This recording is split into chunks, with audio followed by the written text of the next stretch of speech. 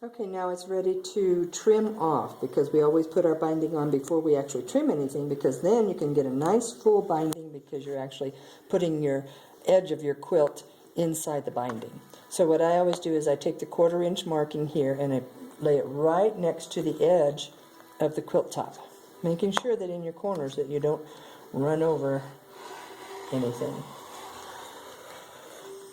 And you trim this all the way around like that, and usually I will cut off the corners so that you don't have a lot of bulk. Then once you get that all trimmed up, then you're going to take it to the ironing board and press it all the way around this way. Then you're going to flip it over and you'll be able to turn it just like this and sew your whip stitch or your favorite hidden stitch on the other side, and you will have a perfectly nice filled binding. And the reason that we use this double binding like this is because the edges of your quilt are usually the ones that receive the most wear and tear, and so with this particular type of binding it's going to last much longer.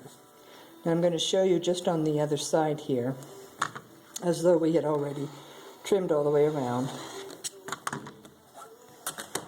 But once you have this pressed this way and this way, this will give you a perfect little 45-degree angle on this side. And then on this side, after you've gone through here and here, you can bring this right over the top and you'll get another little perfect 45 right here. So you'll have the 45-degree angle on both sides. And some people like to go ahead and whip stitch that down. It's not necessary, but a lot of times if you're going into a quilt show, they will mark you off for that.